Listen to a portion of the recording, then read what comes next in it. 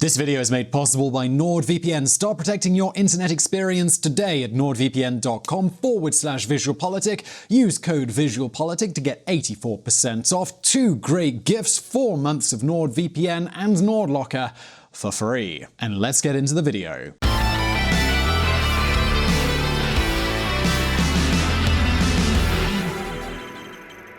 So here's a question for you. Who calculates a country's GDP? I mean, where do they get the data to measure how a country's economy is doing? How do they get it? What do we really mean when we say that China's GDP is growing at a rate of, say, 7%?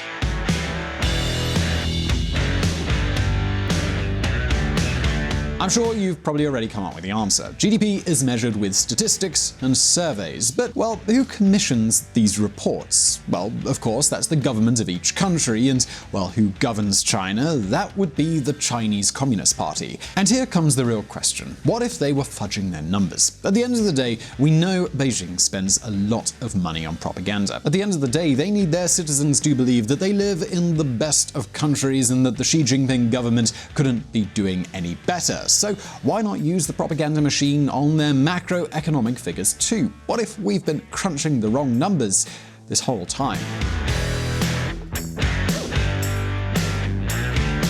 Now, hear me out. Nobody can deny China's growth. You just need to see a photo of Shenzhen 20 years ago and compare it to the city how it is now to see what's going on. But, I mean, there's not only that. The best proof that China is actually growing like crazy is the fact that many Western businesses are starting to sell on the Chinese mainland. A company like Lego is not an NGO, and they wouldn't consider this market if it didn't have more and more consumers every year. So, yes, China is growing fast, but the question is, well, how fast? Here's where we get into the wonderful world of nuance. And believe me, it won't be the first time that this country has lied about its figures. In fact, it is much more common than you would expect. Satellite images reveal which countries cheat on their economic statistics. As you can imagine, authoritarian governments are much more likely to lie. At the end of the day, these countries have no legal opposition, no investigative media, and no watchdogs to do independent research. This was our initial hypothesis. Here at VisualPolitik, we thought it made sense that China was lying, so we started doing some research, and, well, voila, we stumbled across this. China exaggerated GDP by 2 percentage points for at least 9 years, new study says. Yes, in the business, that's what we call being bang on, because this study was published in the spring of 2019, just a few months before we did this video. So we read the study carefully, we compared it with other similar studies, and we came up with the video that you're watching right now. So today's question is China lying about its GDP? And if this is the case, why? And of course, the most important question of all, what is the real definition of GDP? Well, today we're going to answer all of these questions, but before we do, let's take a look at the history of GDP. Who measures GDP? The gross domestic product is a concept created by Russian-American economist Simon Kuznets in 1932. After World War II, it was used as a base for calculating money transfers for the Marshall Plan. This is how it became the standard measure, but, well, what does it actually measure? Well, we're going to tell you right now. In fact, Eric is going to tell you. GDP is the sum of the final goods produced in a country or region during a period of time, typically a year. This means that beyond wealth, it measures actual economic productivity. So for example, if you have oil fields but you don't exploit them, that doesn't count towards GDP. Similarly, if you have a factory but it stops production for a year, the factory is not contributing to GDP either. But if that factory produces one car, then the market price for that car would be considered part of the GDP, the gross domestic product for that year. So in other words, more than money and assets, the GDP indicates the health of an economy. It doesn't care about what you have, but instead about what you can produce. And yes, we're always talking about final goods. So for example, let's say that you have a restaurant and we're making a salad. We use a lettuce and tomato and an onion. Each of those ingredients costs $1 and we sell the salad for $5. Only those $5 are taken into account for GDP because the salad is the final product that consumers are going to buy. Another very important thing we need to know about GDP is that it only takes into account new products. This is why when you buy a pre-owned house, the transaction doesn't count, but if you build a brand new dwelling and you sell it, then the market price for that will be taken into account. All of that said, is GDP really the ultimate figure for economics? Well, of course not. If you want to analyze a country's economic wealth, you need to consider many other figures too, but so far, it really is one of the best tools that we have. So again, we must ask, where does the data come from? Do they go to all of the companies and all of the families and ask them, well, what did you produce? Well, no, obviously that doesn't happen. They take samples. In most countries, there are laws that force companies to disclose their numbers to the statistics department. With those figures, they then do estimations. Then other international organizations take the same numbers and do their own estimations as well. For example, the CIA has its own fact book. The World Bank or the International Monetary Fund has something similar to that as well. And, well, you might be wondering, well, why do people need so many ways of measuring the same thing? Well, that's because throughout history, we've had lots of cases where different governments were cheating, and this includes several democracies like Greece and Argentina. But hold on a minute, because there are many other ways to make sure that GDP is accurately measured. We can compare the import and export figures, or tax collection. Also, some years ago, satellite pictures started to be used. It turns out this can be a very accurate system for measuring a country's growth, and one thing is absolutely certain. Pictures like these ones are extremely revealing. But okay, this is all theory. Now let's get into the facts. What exactly is going on in China? Are they lying or are their figures accurate? Well, let's take a look.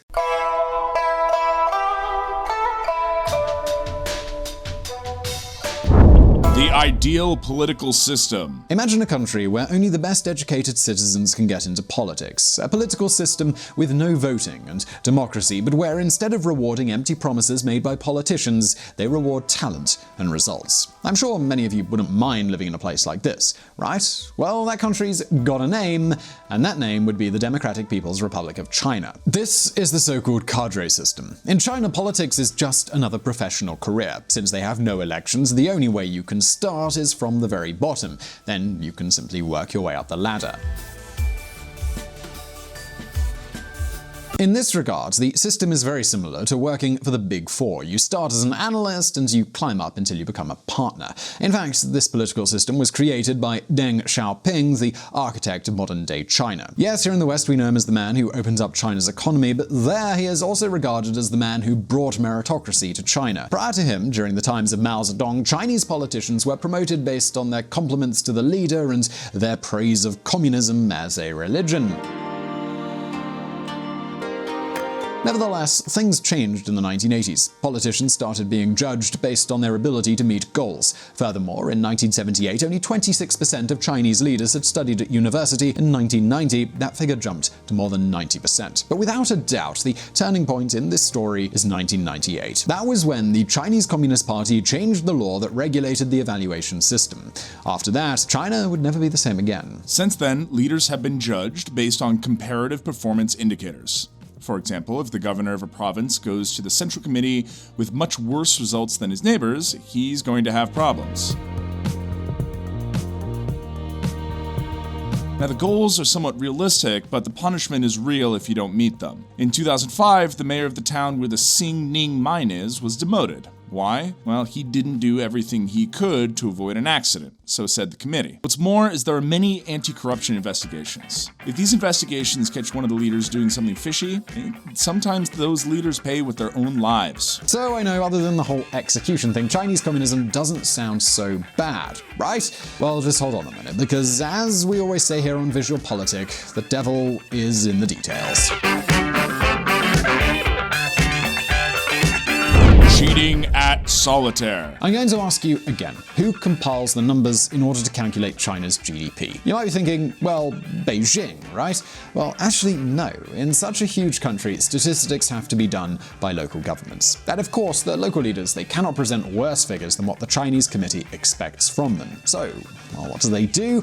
I'm sure you already guessed it. They just tell them what they want to hear. This is such a well-known fact that even Beijing is aware of it. And now you might be wondering, well, hang on, Simon, but how do you know what Beijing knows or doesn't know? Well, because if we add up all the local GDPs, we get a different number than the official one that's provided by China's government. That's right, year after year, Beijing has been collecting their local estimations. In other words, in China, leaders pretend to tell the truth and the Central Committee pretends they believe it. Everyone lies and everyone pretends to be happy. Just look at this chart.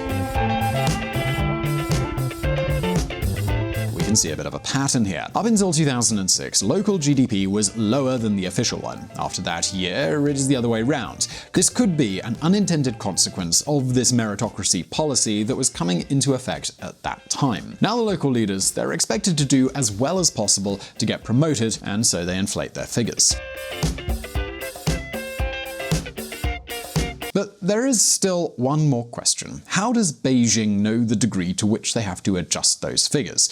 And the truth is, we don't have any idea. What we do know is how the guys from the American think tank, the Brookings Institute, did it. For example, one of the ways they did it was by comparing those official numbers with tax collection. It is harder to cheat on tax collection because this is not an estimation, but actual money that's coming into the government's pocket. And we can always track back to where each of the money streams comes from. This is from VAT, this is from the special tax on a particular industry, and so on. After that, we can see if both numbers match. If China says their industrial output has grown by 10%, then the tax collection for industries should grow accordingly. And of course, the tax figures don't show that. On this chart, you can see, by industry, the deviation between tax collections and official data.